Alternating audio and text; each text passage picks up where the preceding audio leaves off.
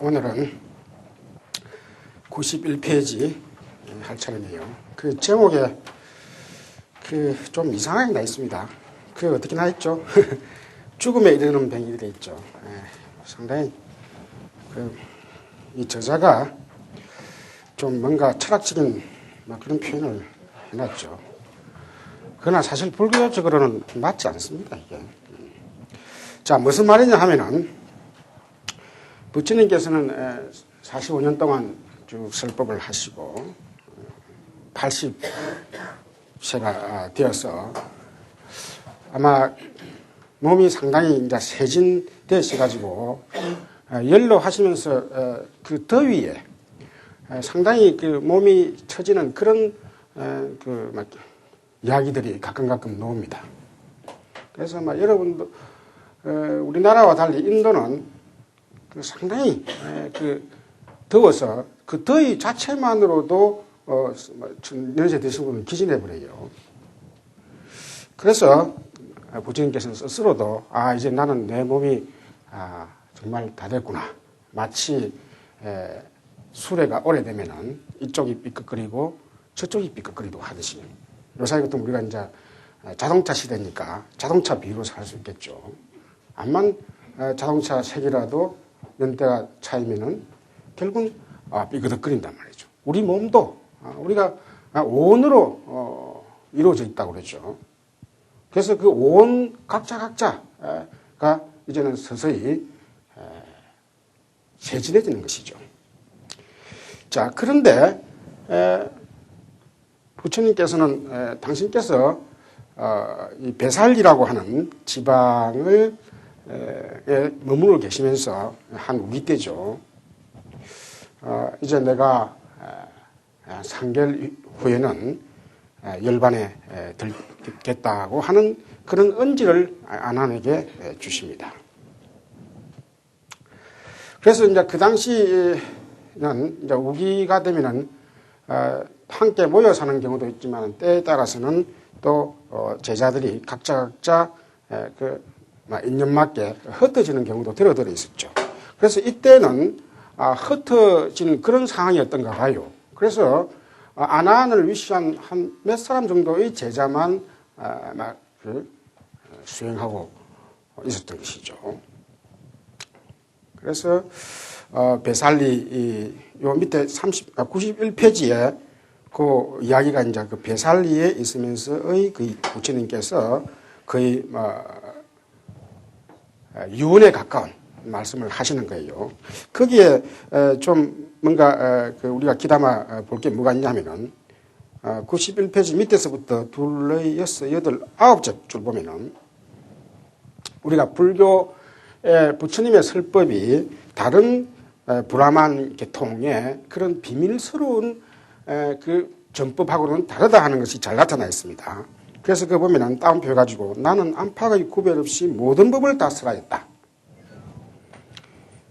이때 안팎이라면은 우리가 교리적으로 보면은 내 자신의 내부 또 그다음에 바깥이라면은 내 자신의 바깥. 만약 우리가 인간 세계와 그다음에 우주에 대해서 우리가 바깥 세계를 흔히 우리가 과학의 세계라고 그러죠. 그래서 부처님께서는 이 세계가 어떻게 이루어지고 어떻게 구성되어 있다는 그런 바깥 세계도 다 말씀하셨습니다. 그리고 우리 내부도 오온으로 형성되어 있으면서 그 오온이 흩어졌다가 또 모였다가 욕심이 일어났다가 등등등 기쁨이 일어났다 등등 내부 심리적인 이야기도 충분히 하신 것이죠.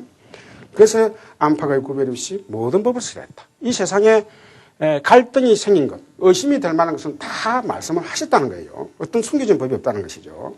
자, 그 다음에 또 보면은 존경할 만한 사람의 가르침에게는 무엇인가를 제자에게 숨기는 법이 없다. 왜 이런 말을 유달시리 하셨느냐 하면은 그 당시 우리가 비밀스러운 그런 주법을 통해서 뭔가 막 대단한 것이 있는 듯이 해갖고 그 비밀스러운 집단들이 요사이도 그렇죠. 그 어떻게 비밀스러운 그런 그 하나의 상징이랄까 하고 냄새를 자꾸 풍김을 통해 가지고 사람들이 그게 뭔가 있을 것 같다. 그래서 그게 끄달리는 사람들이 있습니다. 우리가. 그래서 우리가 그 종교의 교주 같은 경우에는 그런 신비주의적인 방법을 많이 씁니다. 교주가 자주 안 나타나고 요새는 탤런트도 그런다고 해요. 너무 막 자주 나타나면 싸구려 취급도 한다 해가지고 가끔 가다 옛날에 뭐 그 서태지나 다 그런 방법을 쓰고 있잖아요. 그래야 가끔 가다 외국에 있다가 나타나면 내가 간다고 해가지고 비밀스럽게 쫙 합니다. 이게 종교적인 기법입니다. 그거는 뭐 우리가 많이 볼 수 있어요. 특히 정치가들, 또 독재자들이나 이런 사람들은 그런 기법을 많이 씁니다. 숨김을 통해 가지고 그 안에 뭔가 드러낼 수 없는, 접근할 수 없는 뭔가 있을 것이다 하는 방법을 쓰는 것이죠. 그래서 정통 바라문의 방법들이 그런 방법이었기 때문에 그래서 이제 우파니샤드라는 말이 붙는 것도 거기에 있는 겁니다. 우파니샤드. 스승과 제자 간에 그런 어떤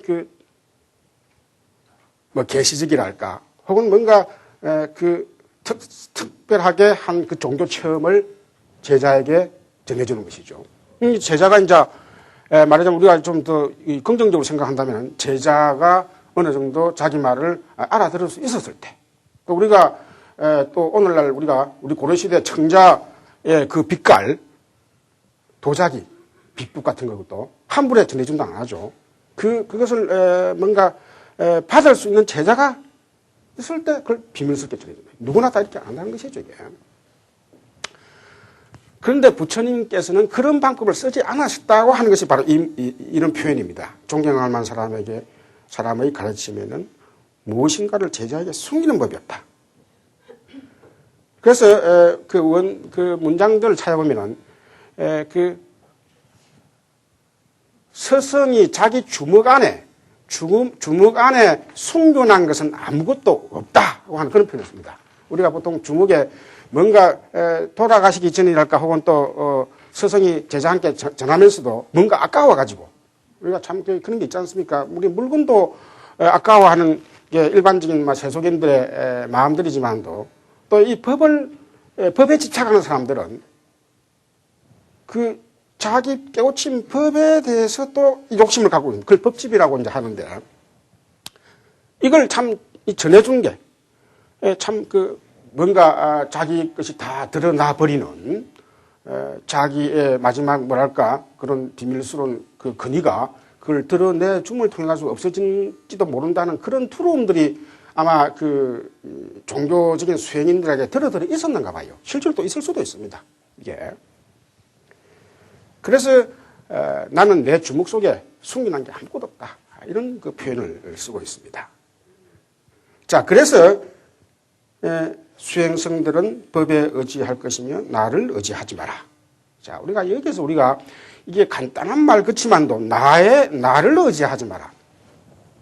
그래서 조금 뒤에 가면은 바로 밑에 또 보십시오. 그거 보면 자등명, 법등명에 대한 그런 이야기가 바로 나오는데 그 밑에서 둘째 줄 보면은 자신을 섬으로 삼고 이때 이제 우리가 문헌에 따라서는 번역에 따라서 등불이라고 표현된 경우가 있고 섬으로 표현된 경우가 있습니다. 이 디바라고 하는 인도의 그 원어를 해석하기 방법이 있죠. 디바.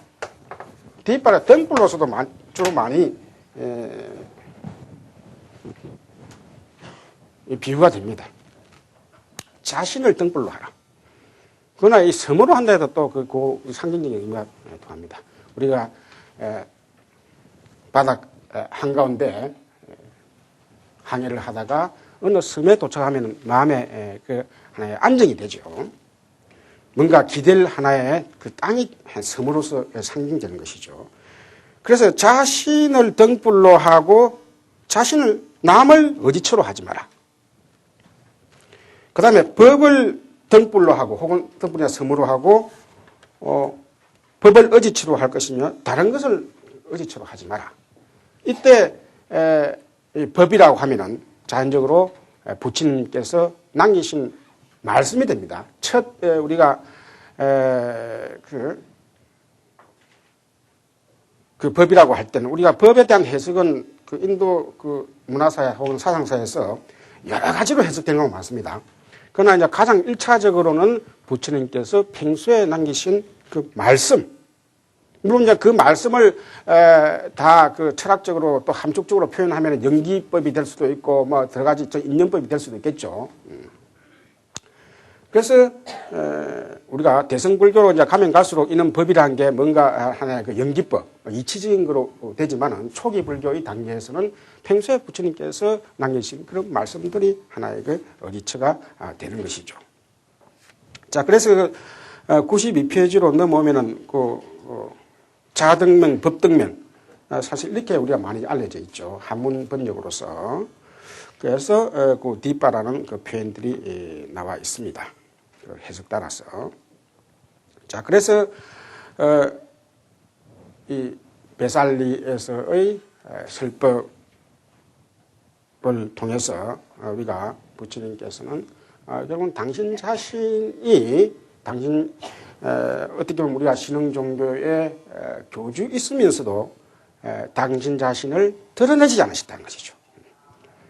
우리가 이런 사실이 중요합니다. 우리가 아까 자등명 할 때 그 자라고 하는 것은 우리가 잘못 해석하면 부처님을 해석하기 쉬운데 자라고 하는 것은 말 그대로 자기 자신입니다.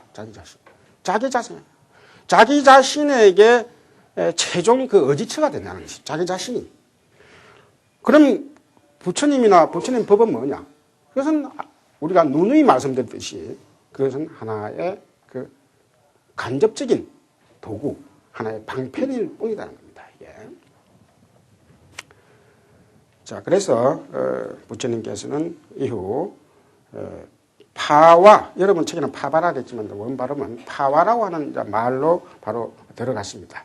그래서 인도에는 그 당시 부처님 당시에 요사이는 이 북인도라고 하지만 이쪽을 이제 북인도로 하지만 사실 이 당시에는 이 문화가 거의 여기서 다 이루어졌어요. 여기에 아리안족들이 이렇게 들어오면서 이 부처님께서 설법하신 이 바라나시를 중심으로 해가지고 인도 문화도 여기가 중심이 되고 그래서 이제 우리가 중인도랑 중국이라는 표현이 마디아 대시 해가지고 마디아한 게 중이란 말이에요. 가운데란 말이에요.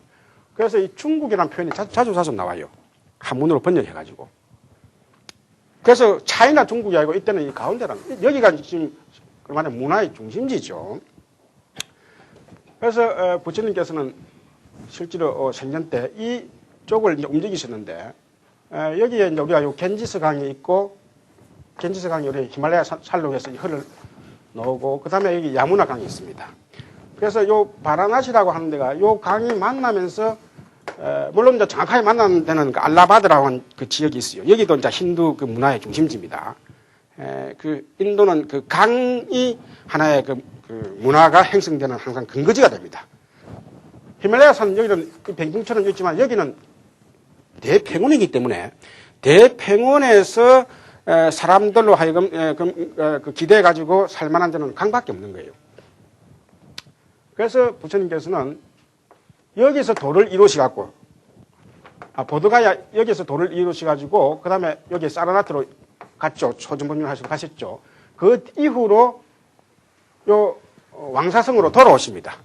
왕사성으로 돌아오셨고 여기가 이제 왕사성 있는 데가 여러분들이 자주 노는 그 마가다 왕국의 수도죠. 그래서 요 둘레를 이제 쭉 설법을 하십니다.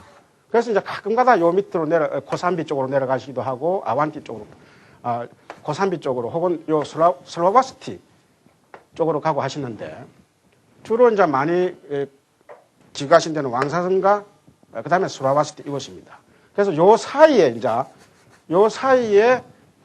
지금 부처님께서 열반하시는 열반지인 쿠시나가르가 있습니다. 쿠시나가르. 그러니까 우리 산스크리트로 할 때는 쿠시나가르고 파리어로 할 때는 쿠시나라라고 이 표현을 씁니다. 그래서 쿠시나가르 바로 직전에 이제 이 파와라고 하는 마을이 있습니다. 마을이. 그래서 이 파와 마을에서 그 대장장이인 추운다가 공양을 드리는 그 음식 가운데 그 돼지고기가 있었어요. 그래서 그 연한 부처님 오신다 하니까 연한 돼지고기, 부처님께서 또 기력이 세진에 계시니까 연한 돼지고기를 아마 삶아서 공양을 하신 것이죠. 자, 그래서 이제 이 돼지고기를 잘못 자셔가지고 결국 이제 구토, 설사를 하신 것이죠. 마찬 우리나라도 하물며 여름 그 장마철의 돼지고기는 아마 잘못 봐야 본전이라고 그러죠. 그런데 여기가 오죽 하겠어요. 그래서 상당히 그 고통이 피를 토하고 심했었던가 봐요. 그래서 이제 우리가 그 문헌에 따라서 물론 이제 이 문헌마다 이 설화적인 것이 많이 포함되어 있어가지고 사실 거기서 이제 어떤 것을 우리가 역사적인 사실로 고르느냐 하는 것은 항상 그 남아있는 문제지만은 그래서 부처님께서는 당신께서 아차 싶어서 했는가 아차 싶어서 아마 그랬을 것 같아요. 그래서 나머지 돼지고기는 다 땅에 묻어라는 그런 부탁을 하신 걸 볼 수 있어요. 그래서 이 돼지고기는 열애 아닌 다른 사람이 먹으면은 다 목숨을 잃게 돼 있다. 내가 그래도 열애니까 이마침 견뎠다고 하는 그런 표현이 나와요. 그러니까 상당히 그 당시에 이런 그 기사들을 볼 때 돼지고기를 공양 춘다가 드린 것은 맞는 것 같아요. 그런데 이제 어떤 문헌에 따라서는 특히 이제 대승불교 쪽의 그 문헌에 보면은 이게 돼지고기가 아니고 버섯이다고 하는 그 표현들이 있어요. 왜 이제 버섯이라고 하느냐 하면은 이런 경우에는 이제 중국의 그 경전이 번역되는 경우 때가 그 대승불교가 일어나고 나서 부처님께서 열반하시고 나서 한 300~400년 다 이후입니다. 우리가 BC 세기 때는 불교가 중국에 들어오지 않습니다. 우리가 막 간단한 좀 여러분 예수님께서 탄생하신 그 해를 기준으로 하고 AD라고 그러죠. 그때부터 지금 2000년 안 됩니까? 사실 불교가 중국에 들어온 것은 그 AD 세기를 기준으로 하면 대강 다 맞아 들어가요. 그래서 그때 중국 사람들이 쭉 번역을 하면서 부처님 불교 신도들 보니까 거의 다 채식을 많이 하거든요. 그런데 부처님께서 육식을 하셨겠나 해가지고 버섯으로 이렇게 발음이 또 비슷하고 하니까 버섯으로 그렇게 번역한 경우가 들어 있습니다. 그러나 지난번에도 우리가 말씀드렸지만 또 초기 불교에서는 특히 남방불교 쪽에서는 부처님께서는 육고기를 꼭 금하는 그런 품목으로서 넣은 것은 아니죠. 그래서 이런 돼지고기를 자시고 거의 돌아가실 분 하신 것이죠. 그러나 그 춘다가 그 부처님께 잘못 공양을 해가지고 혹시나 마음의 상처를 입을까 싶어서 내가 비록 먹고 아팠지만은 춘다가 한 그 공양의 그 의미는 말하자면 우리가 불교에서는 그 결과보다는 동기를 더 중시적입니다. 비록 부처님께서 자시고 설사를 했지만은 춘다가 부처님께 그 공양을 한 정성은 하나도 빠지지 않는다고 하는 그 말씀을 드립니다. 그래서 그 95페이지 보면 그런 말이 나오죠. 붉은 피가 띠는 병에 걸렸다. 그래서 이제 이 저자가 그래서 어떤 사람들은 부처님께서 돌아가신 게 춘다가 돼지고기를 공양했는데 그것을 잘못 짜셔가지고 돌아가셨다고 이렇게 그냥 밀어붙이는 그 사람들이 있어요. 불교 신도들은 그렇게 드물지만은 특히 바깥에서 불교를 공부하면 아마 그냥 그랬다. 그래서 이제 죽음에 이르는 병이라고 이런 표현도 아까 잘못됐다는 표현이 부처님께서는 이미 80을 사시기 때문에 젊었을 때 예를 들면 돼지고기를 잘못 자셔가지고 돌아가셨다면 이미 80이라는 연료에 다 우리가 인간 수명에 치면은 거의 다 와 계셨기 때문에 몸 자체가 이미 세진해 계셨던 것이죠. 그래서 실제로 또 우리가 이런 이질이나 이런 설사병에 들면 그 적석에서 돌아가시지 부처님께서는 이후로 또 상별 또 기력이 또 회복됩니다. 자, 그래서 부처님께서는 쿠시나가르, 파와라고 하는 마을에서 좀 더 서북쪽으로 이 쿠시나가르라고 하는 여러분들이 뒤에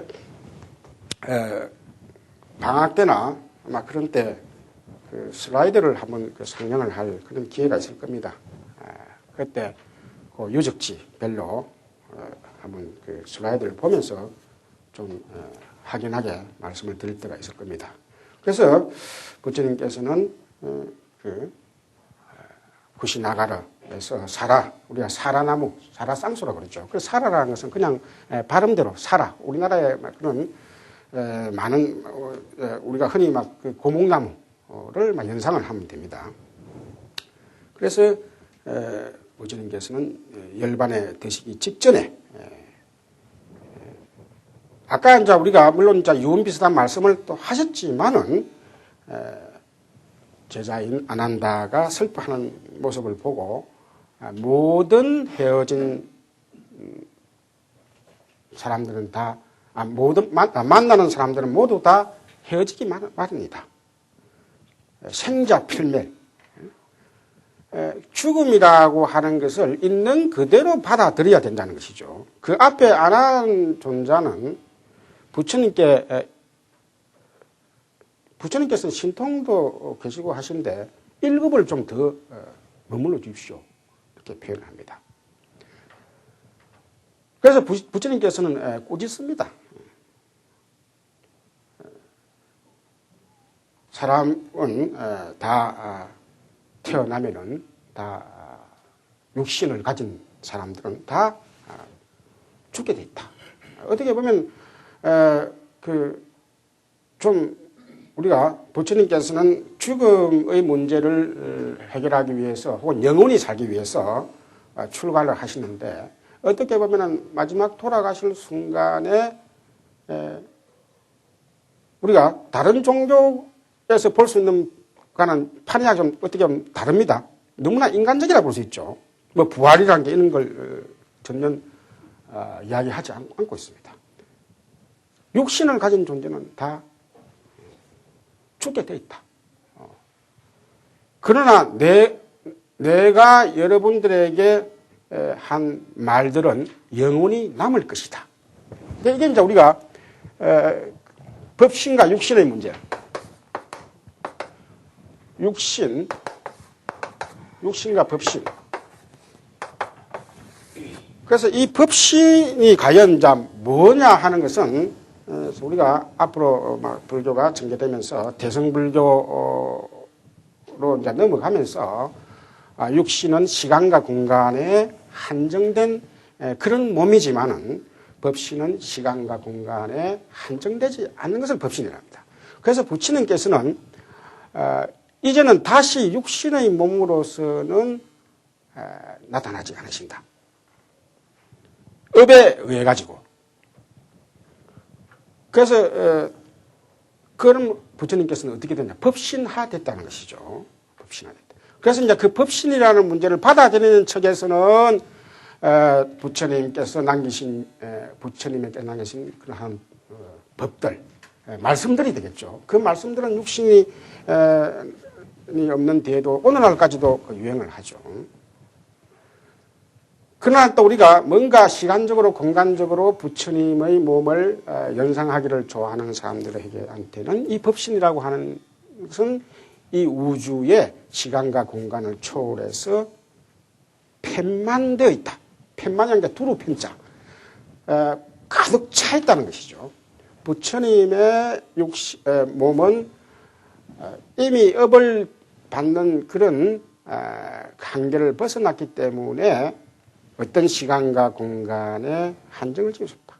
그래서 이미 펜만되어 있다. 마치 빛이, 그래서 이제 우리가 대승불교에서 비로자납을,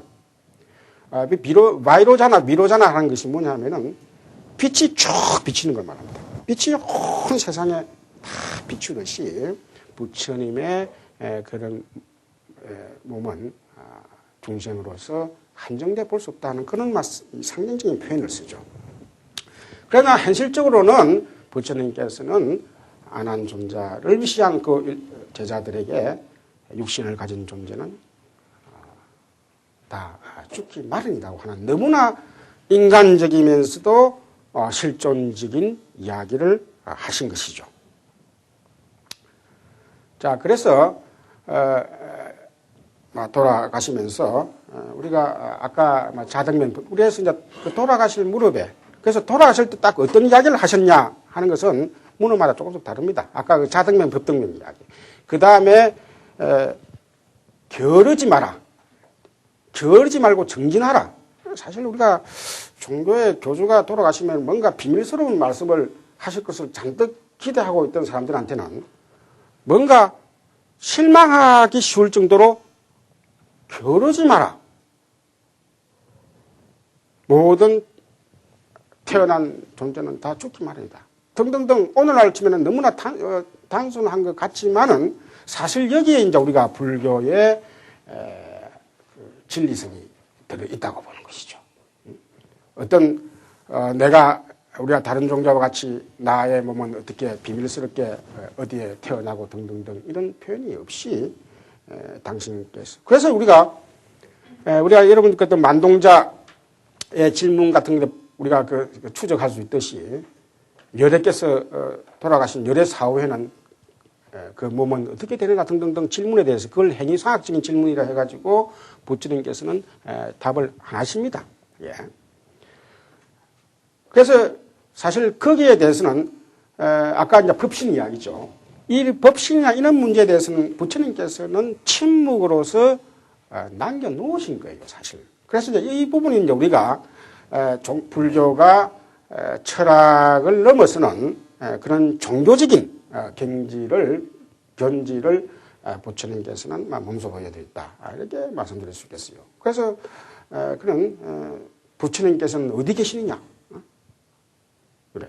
이런 것은 이제 여러분들이 이게 믿음의 영역입니다. 이게 부처님께서는 어디 계시느냐? 그래서 믿는 사람들마다 특히 이제 대승불교에 오면은 이제 부처님께서는 어디에도 다 계시다. 그래서 부처님을 볼 수 있는 어디에도 계시기 때문에 결국은 어디에서도 부처님을 볼 수 있는 것이고 어디에도 계시기 때문에 내가 부처가 또 될 수도 있는 것이며 이런 이제 하나의 그 보편성을 하나의 주장하는 근거가 되는 것이죠. 그러면서 또 게으르지 마라. 사실 여러분들이 여기는 불교 교리 시간이 아니기 때문에 다음 조금 나오지만도 우리가 불교의 업설이나 이런 거 보면은 너무나 그 일상생활에서 느끼는 것들입니다. 뭐 성내지 마라, 욕심내지 마라, 어리석지 마라 등등등 이리 나오니까 이게 이제 불교가 어떻게 보면은 뭔가 독특한 독특한 그런 장점이 없는 것 같으면서도 이 평범한 이 자체가 결국은 불교를 오랫동안 인간 사람들에게 공감하게 하는 부분들이죠. 말하자면 우리의 행복이랄까 혹은 또 그 번뇌라고 하는 이것을 떨치는 것이 더 급선무지 아직까지도 그 당시에 보면 요사회와 같이 예를 들면 요사회는 그래도 수학인이 있는 게 다 도구가 발달이 돼가지고 우리가 우주의 그런 그 행위상학적인 문제를 추적하려면 수학적인 도구, 수학적인 용어, 그 다음에 철학적인 용어들이 정밀하게 갖춰져야 그걸 추적을 할 수 있습니다. 그 서양의 역사, 근현 역사입니다. 여러분들이 자녀들 혹시 수학 때문에 골머리라는 사람 많지요. 근데 그런 수학자들의 노력에 의해 가지고 그 도구들, 우리가 마치 농사를 지으려면 각종 도구가 있어야 되고 집을 지으면 각종 도구가 있어야 됩니다. 목수가 아무 때나 각종 도구가 있어야 됩니다. 그 행위상학적인 그런 질문에 대해서 정말 짜임새 있게 일반 사람들에게 설법을 할 수 있게 하려면은 그런 수학적인 도구, 철학적인 개념 도구들이 필요로 합니다. 그런데 이미 그 당시에는 이제 불교가 처음 일어나는 그런 단계 아닙니까? 그래서 부처님께서는 그런 문제에 대해서 당신께서는 물론 체득을 하였으니까 갖고 계시지만, 그러나 그것을 표현해봤자 알아들을 수 있는 사람도 없고 또 표현 그 당시 용어로서 표현할 수 있는 길도 그렇게 많지 않았던 것이죠. 그래서 우리가 뭐 연기법이니 인연법이니 등등등 그다음에 5원, 12조, 18개 등등 이게 이제 가장 그 당시에 보면 기초적인 하나의 도구들입니다. 그래서 이제 여러분들이 불교 그 연구시대라고 하는 그 아비달마 시대에 들어가면은 각종 그 심리학적인 용어나 세계를 구성하는 그런 그 분류법들이 나타나게 되는데 그때 이제 비로소 이런 문제들에 대해서 이제 언급을 하게 되죠.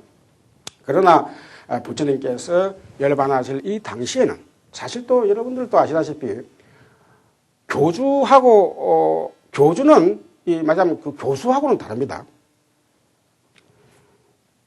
말하자면 우리가 그 미주알, 코주알이 다 물론 부처님께서는 어떤 종교의 교주보다도 미주알, 코주알 이야기 하신 편입니다. 45년 동안 설법을 하셨고 그게 그 양이 오늘날 어떤 종교에 비해서도 많은 양이 남아 있죠. 상당히 미주알, 코주알 이야기 하시는데도 그러나 우리가 이런 행위상학적인 문제에 대해서는 그 당시 사실 아직 그 근기가 있지 않았고 그래서 근기가 있지 않은데 괜히 이야기해봤자 헛수고를 한다는 것이죠. 그래서 부처님 보면 법에 맞지 않고 현실적인 이익에 맞지 않다 등등 그런 표현이 거기에 있습니다. 자, 그래서 이제 부처님께서는 실질적으로 부지런히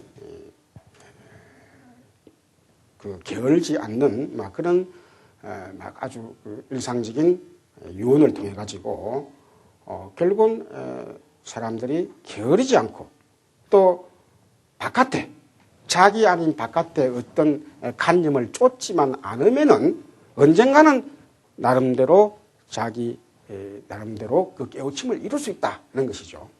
그래서 이제 이게 우리가 어떻게 보면은 그 가장 오늘날 서양 철학에서 말하는 신을 의지하지 않고 신관념을 두지 않고 인간의 지식들이 다 발전해 왔죠. 그러니까 신관념을 두어서 인류가 진보하는 거하고 신관념을 두지 않고 인류가 진보하느냐 하는 문제는 물론 그 두 개를 꼭 이분하는 것은 꼭 그 바람직하지는 않지만은 그러나 불교에서는 기본적으로 신관념을 두지 않고 스스로 노력하면은 인간 자체의 기본 깨우치는 성품이 있기 때문에 충분히 다 깨우칠 수 있다고 하는 이런 입장인 것이죠. 그래서 자기 자신에게 의지하라 하는 막 그런 표현을 하신 겁니다. 자, 그래서 이제 부처님께서는 유언을 하시고 돌아가시게 되는데 우리가 보통 사리를 8왕이 나눴다 하고 파랑봉골이라는 그런 표현을 막 흔히 많이 씁니다. 여러분들이 8왕이 나눴다 막 이래 해서 그러나 실질적으로 이제 문헌에 보면 꼭 그 왕을 따지고 보면은 파랑이하고 7왕입니다. 7왕의 바라문 한 사람이 돼서 그 부처님의 그 사리를 8등분했을 경우에 그래서 이제 일반적으로 파랑봉골이라 하지만도 우리가 보통 막 그 부처님의 그 사리 그 뼈는 8등분하고 그 다음에 그 부처님 육신을 태우고 나서 남은 재가 있습니다. 재와 그 다음에 또 병이 있습니다. 그 병 그래서 전부 다 나누면 10군데로 나눈 것이죠. 그래서 곧 8뭉티로 나누고 나서 또 뒤에 온 사람한테는 남은 그 죄를 태우고 난 뼈를 태우고 난 병이라도 달라. 또 뼈를 태우고 난 죄라도 가져와서 죄탑을 세우겠다고 해서 이제 10군데로 나눠진 것이죠. 그런데 우리가 이런 사리 탑이 실질적으로 그 당시 그 정통 브라만 계통의 그런 문화에서는 태워가지고 사리탑을 세우는 그런 풍속이 아니었어요.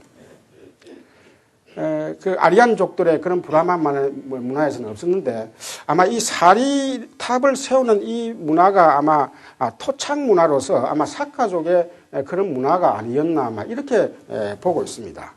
그래서 이 사리탑을 세우고 나서 이 사리탑을 뒤에 이제 가면 갈수록 부처님, 이제 이 사리탑은 부처님께서 그 생애의 그 중요한 그 장소에다가 또 세우기도 하고, 또 실제로 생애의 중요한 장소에 각 나라의 그 수도가 있었으니까. 그래서 가광을 위시해가지고 부처님께 공양을 올리는 그런 중요한 성지가 되기도 합니다만은, 아마 이게 가면 갈수록 그 경전들이 편찬이 되면서 부처님께서는 직접 사리를 숭상하라는 표현을 안 썼지만은, 이후로 가면 갈수록 부처님 이제 돌아가시고 나서 생각하니까 저렇게 훌륭하신 부처님에 대한 그 존숭의 관념들이 자꾸 신도들에게 싹 트는 것이죠. 그래서 그 사리탑을 숭배하는 그런 신앙들이 차츰차츰 자꾸 대승불교가 일어난 무렵에 가면은 그 피크에 이릅니다. 그래서 우리가 오늘날 타파 신앙이라 해가지고 그 탑이라는 게 사리탑을 말하는데, 요사이는 우리나라에 보면 탑이 그 법당 앞에 그 조그만하겠지만은, 원래는 그 인도로 보면 법당은 없고 원래 탑만 있는 거예요. 탑만 해서 이제 후대에 그 법당이 생겨서 부처님을 앉혀서 그러는데, 그 탑 자체가 부처님을 상징하는 것이죠. 자, 그래서 이런 사리 신앙은 실질적으로는 이제 그 아소카 대왕 이후 부처님께서 열반하시고 나서 우리가 평균으로 치면 한 150년 이후에, 우리가 남전 계통과 북전 계통과 전통이 다른데, 그 평균으로 치면 한 150년 이후에 아소카 대왕이 나타나면서 인도의 거의 전역을 통일을 합니다. 그래서 이 아소카 대왕이 부처님을 숭상해가지고 이 당시 8군데 나눠져 있던 그 부처님의 사리탑을 다 헐어가지고, 그래서 그것을 전국 곳곳에 다 기념을 하도록 분배를 했다는 이런 기사가 있는 것을 볼 때 상당히 그 부처님 당시보다도, 부처님 당시는 조촐하게 하셨겠지만은 이후 불교가 인도 전역에 퍼지면서 덩달아서 부처님의 사리 신앙도 늘었지 않느냐, 이렇게 이야기할 수 있겠습니다. 자, 그래서 이제 94페이지에 보면은 그 8왕이 그 이름도 나와 있습니다. 그러면서 그 논쟁이 일어났을 때 등등등 그 중재를 하는 그 바라문이 그래 8법으로 나누자 해가지고 그 중재를 하고 했는데, 이런 것들이 역사적 사실로서 어느 정도 인정될 수 있는 게, 그 밑에 보면 1898년에 지난번에 우리가 부처님 그 카필라 와스투가 어디냐, 그래서 카필라 와스투가 네팔 쪽이냐 인도 쪽이냐를 이야기하면서 그때 인도 쪽에 삐뻘라와라고 하는 그 지역에서 부처님 사리 용기가 나왔다고 그랬죠. 그래서 그 사리 용기 맹문에 이것은 카필라 와스투 불교 교단의 그 석가족의 사리다라고 하는 그 맹문을 통해서 이런 것들이 파랑풍거로 했다고 하는 것이 단순히 설화가 아니라 실질적인 하나의 역사적인 사실이라는 것을 우리가 인정을 할 수 있는 것이죠.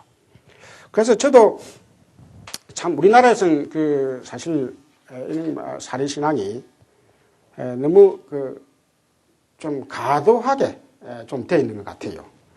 실제로 우리가 부처님 사리를 저는 그 델리 방문해서 그때 한 특별 전시회 한다고 본 적이 있는데, 그래서 저도 그 옛날 우리나라의 큰 스님들 돌아가시고 나면은 그 영롱한 그 보석 같은 오색 찬란한 그런 걸 상상하고 다가갔더만은 실제로는 부처님 사리는 우리 그 새끼손가락 그 마디 정도 되는 그런 우리가 흔히 볼 수 있는 그 뼈예요. 뼈 색깔이에요. 뼈 색깔이에요. 전혀 영롱한 게 없습니다. 그래 이제 왜 그럴 수밖에 없냐면 말이죠.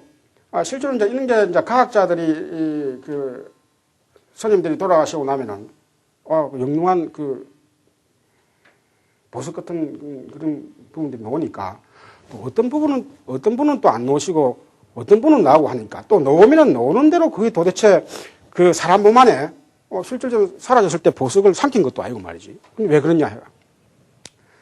그래서 이제 과학자들은 그렇게도 추정을 합니다. 사람 몸에 그렇게 여러 참나무 강한 불빛하고 만나가지고 하면은 화학적인 반응에 의해 가지고 그렇게 결집이 될 수도 있다. 그러나 근데 그 열을 갖다가 얼마나 가느냐에 따라서 넣을 수도 있고 안 넣을 수도 있다. 어떻게 보면 과학적입니다, 상당히 그게. 물론 이제 이런 이야기를 하면은 좀 신행으로서 하시는 분들은 조금 실망할지도 모르지만은 우리가 이 살이라고 하는 데 대해서 너무 집착할 필요가 없다는 것이죠. 그래서 부처님 당시에 사실 인도에 지금도 마찬가지지만도 인도 사람들은 그렇게 막 열을 가해가지고 시체를 그렇게 태우지 않습니다. 지금 제가 그 바나시 있으면서 보면은 그 화장터가 바로 강가입니다. 강가에 있어갖고 강에서 그냥 사람 화장하는 걸 그냥 그대로 개방을 시킵니다.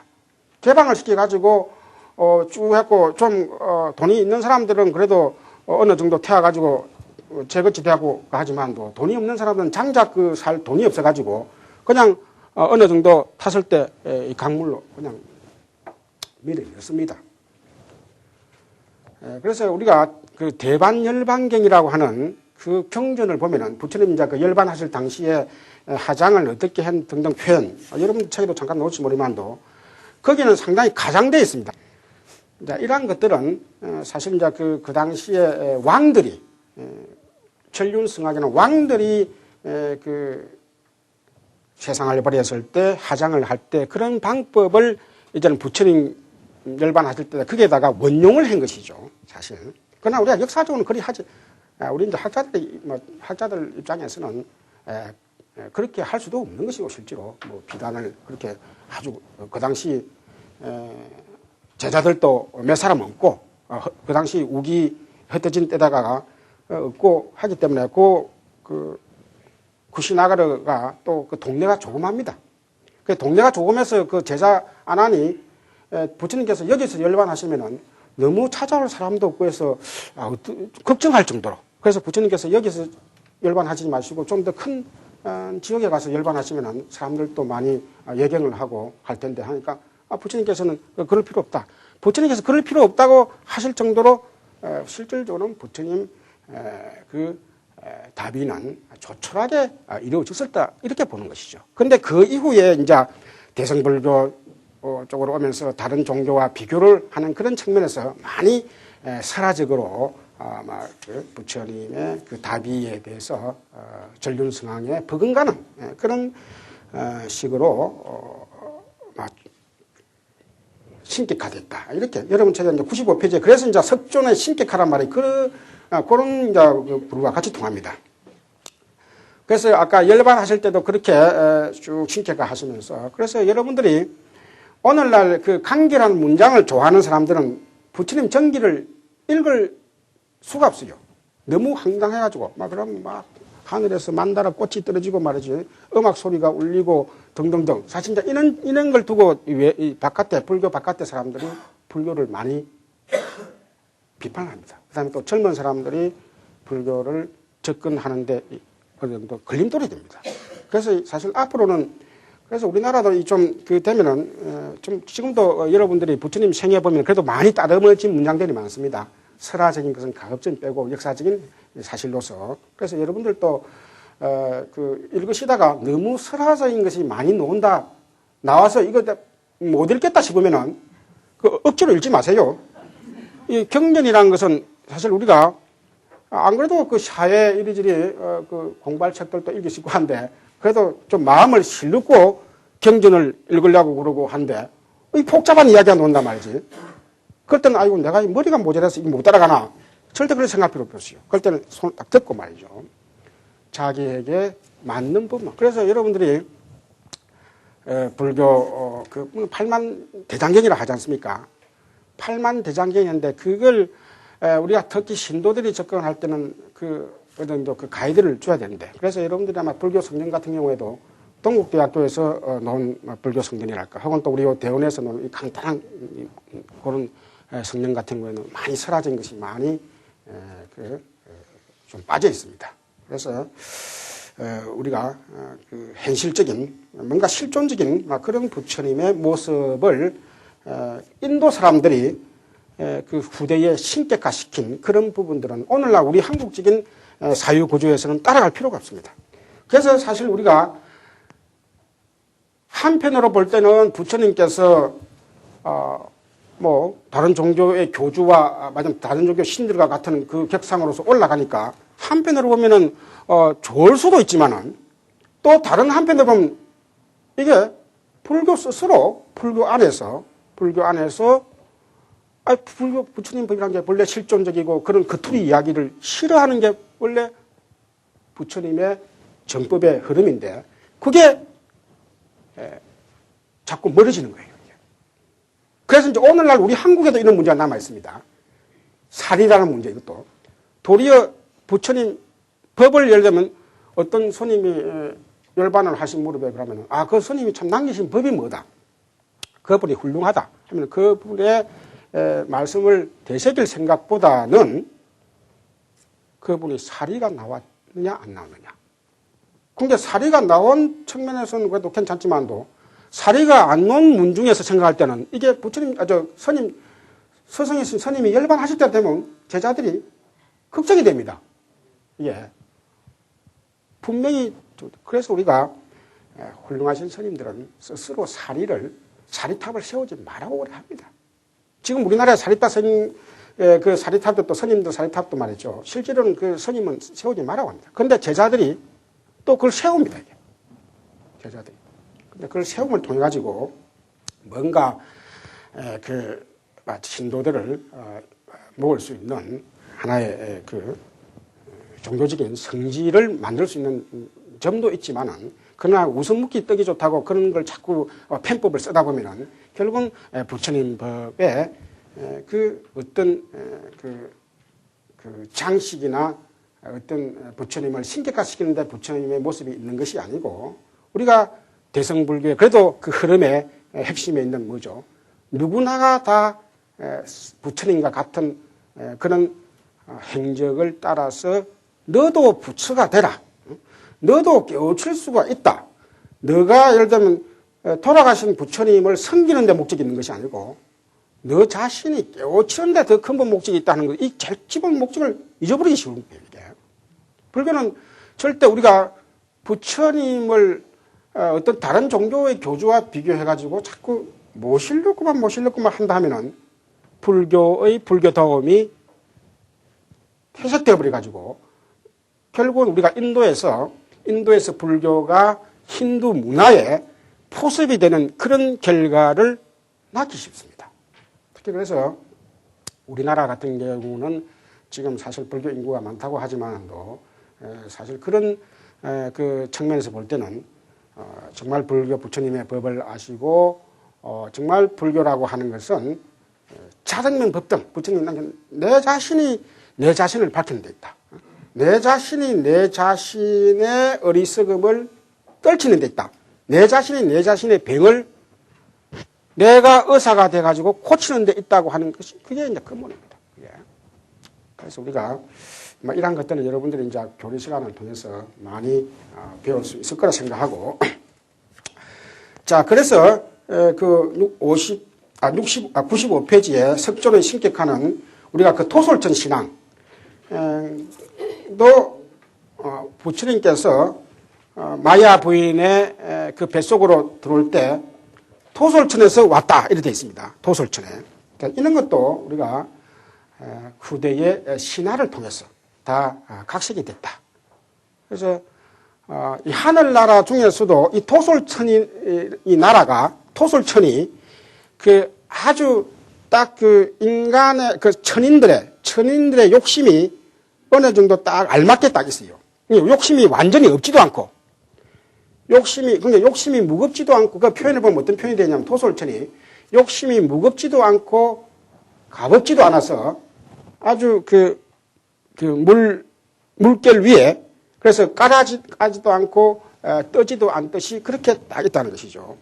그래서 우리가 그 사바세계에 놔두기 전에 다 부처되기 전에는 도솔천에서 내려온다는 이런 표현들이 다 있어요. 그게 뭐냐면 결국은 이 도솔천이 만약 우리가 최소한 자기가 도를 이루겠다고 하는 기본적인 욕심은 있어야 되죠. 도를 내가 법을 깨우치겠다고 하는 그 기본적인 욕심은 있어야 됩니다. 그걸 이제 욕심이라 표현을 안 하고 이제 우리가 보통 하나의 그때는 이제 서운이라는 표현을 쓰지만은 그런 기본적인 최소한의 진리에 대한 욕구의 최소한의 그건 남아 있는 것이죠. 그래서 도솔천에서 마야 부인의 옆구리로 들어가서 또 옆구리로 나왔다. 그러니까 이런 것도 이게 뒤에 각색이 되는 거예요. 이제 어떻게 각색이냐. 대성불교가 이제 부처님을 이제 신격화 하다 보니까 부처님께서는 이미 세상, 전생에서 완전히 깨우치고 오신 분이다. 이런 거예요. 완전히 깨우치셨는데 단지 인도 이 사바세계에는 중생들을 위해서 깨우치는 모습을 보여주신 것이다. 일부러 안 깨우치신 척하고 일부러 안 깨우친 척 하시면서 그 모습을 나타내 주신 것이죠. 그래서 처음부터 깨우친 걸로 해갖고 놓으면은 세상 사람들이 두려워하거나 혹은 또 경외시한다는 것이죠. 우리가 너무 멀리하거나. 그래서 인간과 같은 모습으로서 같이 고민을 사춘기 때 고민을 하고 하는 그런 모습을 보여주시기 위해서 했다. 이게 이제 대성불교에 가까울수록 그 신도들이 그렇게 생각하는 거예요. 그래서 이미 깨우치신 분이 이 세상에 오기 때문에 업생으로서 이 세상에 오면 안 되는 거예요. 업으로서. 그럼 원생으로서 해야 됩니다. 그러니까 업생으로서 오시려고 하면은 마야 부인의 정상적인 그런 몸에 태어나가지고 여러분 책에는 그 산도를 통해서 정상적으로 우리가 분만하는 그걸 말하는데 그러게 되면은 부처님께서 업생으로 태어났다 하는 것이 막 일반 사람들에게 알려지는 것이죠. 왜냐하면 일반 그 중생들은 업이 있기 때문에 부모에게 탁태를 합니다. 그러나 부처님께서는 업이 없기 때문에 자기 엄마에게 탁태를 할 수가 없어요. 정상적인 그 산도를 겪을 수가 없는 것이죠. 그래서 이제 이러한 것들이 우리가 어떻게 보면 황당한 것 같으면서 그래서 이제 우리가 여러분들이 그 설화를 읽을 때는 황당하지만은 이제 우리 같은 경우에 글을 읽으면 이게 어느 시대에 한참 언제 지나와서 어느 시대에 그런 사조들이 시대에 풍조가 있어가지고 부처님 설화에다가 이것을 원용을 했구나. 빌렸었구나. 이렇게 우리가 충분히 추적을 할 수 있는 것이죠. 그래서 부처님께서는 단지 원생으로서 그래서 우리가 대성불교에서 이제 원생, 업생이라는 문제가 그런 데서 연결됩니다. 부처님께서는 중생을 구제하시기 위해서 이 땅에 그냥 하신을 하셨다. 그렇게 보는 것이죠. 자, 그 다음에 그 95페이지 등등, 여러분들이 그런 그 아시타 스님의 예언 같은 등등도 이는 전륜성왕 이야기 같은 경우도 여러분들이도 그 부처님 정기를 보면은 전륜성왕이 될 것이다고 그 출가 전에 부처님께서 태어나셨을 때 그 서린이 예언을 했다 이런 나오지만도 사실 인도의 전륜성왕 사상이 어느 정도 사회에 무르익을 때는 아소카 대왕이 나라를 인도 그 큰 땅을 어느 정도 팽정하고 나서 마냥 그 왕의 덕에 대해서 이야기할 때 그 전륜성왕 사상이 싹트게 됩니다. 그래서 이런 이야기도 불교가 한창 그 아소카 대왕 때 홍포가 되면서 부처님의 그 위대한 점을 그런 왕의 그런 여러 가지 그 덕을 견주어서 표현하면서 그렇게 신화가 만들어졌다. 이렇게 이야기할 수 있겠습니다. 그래서 96페이지 보면은 여러분들이 그 부처님 상호 32상이라 해가지고 그 사실 그래서 32상 같은 경우에도 우리가 그 뒤에 불상을 조성할 때 요 32상이 기준이 돼가지고 많은 그 조성자들이 그렇게 따라하지만은 그래서 우리나라에서도 이제 보면은 부처님 상이 아주 좀 우리나라 사람이 보기에는 좀 이상하다고 할 정도로 그런 표현들이 많이 있죠. 자, 이런 것도 실질적으로는 그 이후에 인도에서 그 전륜성왕이 30 이상을 갖고 있는데 그런 전륜성왕의 상을 부처님 상에다가 운용을 함을 통해 가지고 그런 모습이 된 것이다. 그래서 거기에 꼭 그 구애받을 필요가 없습니다. 그래서 여러분들이 아마 금강경 같은 게 보면은 색신으로서 나를 보지 마라 하는 그런 표현들이 나옵니다. 그래서 이게 얼마나 사회에 자꾸 그 30 이상 부처님 상호에 너무 집착하는 그런 불상에 너무 집착하는 그런 모습을 그 견책하기 위해서 색신으로 나를 보지 말고 법신으로 나를 봐라고 하는 막 그런 경전들이 금강경의 그런 문구들이 나타나게 되는 지경에까지 이르게 되는 것이죠. 자, 그래서 여기 이제 여러분들 97페이지 결론적으로 봅시다. 밑에서부터 6째 줄 보면은 그러나 97페이지 밑에서부터 2, 6, 7줄 보면 그러나 신격화된 석존상이 역사적인 사실과 다르다고 하여 전혀 배제하는 것은 옳지 않다. 어느 시대에 성립되었건 어느 곳에서 만들어졌건 신격화, 신화화가 이루어지고 전성 발전되었던 사실은 그렇게 하지 않으면 안 될 후대의 불교도의 심정과 논리를 표현하고 있다. 우리가 여기서 이제 불교의 역사, 역사의 전개를 볼 수 있는 거예요, 이게. 특히 불신과는 교리상의 문제와도 직결되어 있다. 이러한 점도 불교의 문화이다. 역사적인 사실과는 구별되면서도 신격화는 신격화로서 평가, 해석되고 그 의와 불교도의 사상의 내면을 검토하여 보지 않으면 안 될 것이다. 그래서 우리가 종교는 어떤 종교 문헌마다 다 신격화되는 그런 표현들이 있지만은 사실 우리가 예수님의 생애나 또 구약의 그런 사람들의 생애 또 여러분 알고 있는 사람 알겠지만도 사실 우리가 불교 그 부처님의 설화가 오늘날적인 견지에서 볼 때는 특히 많이 그 설화화되어 있다 하는 것은 우리가 숨길 수 없습니다. 그래서 우리가 앞으로는 이런 부분에 대해서 거기에 대해서 이제 너무 집착할 필요 없이 오늘날 우리가 우리의 견지에서 생각할 때 말하자면 오늘날 우리가 과학이 다 발전되어 있죠. 그래서 이제 그런 견지에서 실정적으로 부처님의 생애 부분만 우리가 추려서 읽으면 된다. 이렇게 말씀드릴 수 있겠습니다. 자, 그래서 이제 우리가 그런 좀 부풀려진 혹은 또 설화화된 부처님의 생애를 현실적으로 보강하는 게 뭐냐 하면은 우리가 부처님의 그 법입니다. 사상 남긴 교리가 되겠죠. 자, 그래서 99페이지에 보면은 첫째 보면은 그 인간을 응시함 해가지고 자기의 탕구라고 되어 있습니다. 자기 자신에 대한 탕구다. 그래서 그 99페이지 밑에서 세 줄 보십시오. 거기 보면은 불교의 관심은 99페이지 밑에서 넷째 줄 불교의 관심은 자신이 어떻게 살아갈 것인가 하는 문제이다. 그러한 이상 인간을 응시함이 인간 일반을 대상하여 보는 것이 아니라 자, 인간 일반을 먼저부터 우리가 서양 철학의 역사는 인간 일반을 그러니까 자기가 철수면 자기를 생각 안 하고 인간 일반 소크라테스가 인간은 모두 죽는다 하듯이 그런 인간 일반을 대상으로 하다 보니까 상당히 그 철학이 발전했죠. 그러나 불교는 자기 자신을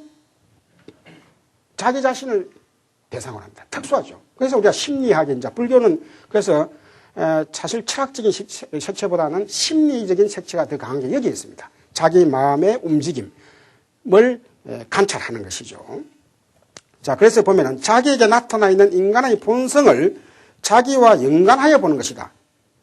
그것은 단적으로 자기를 보는 것이다. 사실 여기 여러분들이 이제 이게 이분이 문화사적인 학자이면서도 여기에 교리적인 이야기를 해놨는데 보면은 상당히 이 사상 교리적인 그 깊이도 상당히 있습니다. 자기를 본 것이다. 우리가 이것은 철학적으로도 우리가 불교 논리학의 아주 기본적인 이야기예요. 우리가 모든 사람들은 바깥을 본다 하지만도 결국은 자기가 이미 거기에 자기 자신을 투여해 놓고 이미 비추어 놓고 자기 자신을 보는 거라 보는 것이죠. 우리가 이런 것은 이제 비유로서 마치 우리가 태조 이성계가 무학대사하고 그런 이야기가 나오죠. 당신은 무학대사가 당신은 이태조가 무학대사 보고 당신은 돼지와 같습니다. 그 명색이 대왕 보고 돼지와 같다 하면 대왕이 성인을 내만 하죠. 그렇죠. 반대네. 반대네. 그러니까 대왕이 무학대사 보고 당신 돼지와 같습니다 이러니까 성을 내만 하죠. 근데 이 대사가 한마디 합니다. 당신은 부처님 같습니다. 이러죠. 그 자신이 돼지인 사람은 그 돼지는 돼지가 보이고 자기가 부처인 사람은 부처로 본다 이거죠. 사실 이게 이제 간단한 예겠지만도 여기에 참 불교 사상에 상당히 그 깊은 의미가 다 들어 있습니다. 자기가 자기를 본다 이 말은 우리가 겉으로는 남을 욕하고 남을 칭찬하고 하는 것 같지만도 실질적으로는 자기를 욕하고 자기를 칭찬하는 그런 패턴이라는 것이죠. 그래서 이게 이제 지금 말만 됐지만도 사실 이제 우리가 불교 그 논리학의 시대 많은 그 문헌들이 있습니다. 왜 결국은 자기가 자기를 보는 것이다 하는 것은 여러분들 지금 그거는 한 과목을 따로 해가지고 1년을 공부해야 될 얘기이기 때문에 여기서 제가 간단히 방금 비유로서만 말씀을 드리겠습니다. 그래서 우리가 결국은 자기 자신이 바뀜을 통해 가지고 세상이 바뀌기를 기다리면 우리는 언제까지 기다려야 될지 모릅니다. 세상이 즐겁기를 바라려 하면은 언제까지 내가 기다려도 나는 즐거워질 수 없습니다. 그러나 내 자신이 즐거워지면은 세상이 즐거워진다. 내 자신을 바꿈을 통해 가지고 세상을 보는 견지를 바꾸는 것이죠. 그래서 이런 방법들이 사실 그 이전에 종교 철학에서는 없었어요, 이게. 자신이 자기를 관찰한다. 물론 요가도 있었지만도 그런 요가 학파들, 우리가 오늘날 우리 한국에서 유행되는 그런 요가의 그 학파들이 있습니다. 요가의 학파들도 있지만도 그 사람들은 결국은 자기 자신을 끝까지 그 의지체로 안 합니다. 그 절대적인 뭔가 그 사람들은 브라만 문화 그 쪽으로 보면은 브라만 쪽 뭔가 자기들 그 대자재신과 일치되는 그런 바깥에 뭔가 일치되는 그것을 궁극적인 목적으로 하는 것이죠. 그러나 불교에서는 일치될 것도 없다. 내 바깥에 뭐 어떤 절대적인 존재가 있어가지고 그 존재도 확신을 할 수 없지만은 내 안에서 그 존재와 교통할 수 있는 교통수단도 없고 그 교통수단을 찾을 필요도 없다는 거예요. 결국은 그러다 보면은 인생 다 지나간다. 그러다 보면 인생 다 지나간다는 거예요. 그러다 보면 그 하다가 고통 느끼고 다 간다는 것이죠. 그래서 자기 자신을 관찰을 함으로써 충분히 신관념을 빌리지 않고도 충분히 생로병사, 죽음의 문제에 대해서도 두려움을 떨칠 수 있다는 거예요. 두려움을. 그래서 아까 부처님 열반 하시면서 정말 그 죽음이란 게 뭔가 아직도 남아 있겠지만도 결국은 우리가 현실적인 이야기로 할 때는 죽음에 임박해가지고 죽음에 대한 두려움이 완전히 없어진 겁니다. 우리가 심리학으로 이해할 때는. 그런데 우리가 종교적으로 이야기할 때는 죽고 나서도 자기가 있고 싶은데 자기가 있고 싶은데 있을 수 있는 그런 상황에 간다고 우리가 이건 뭐 이야기하지만도 그것은 우리가 하나의 믿음이라 볼 수 있습니다. 우리 그거 본 사람이 없으니까.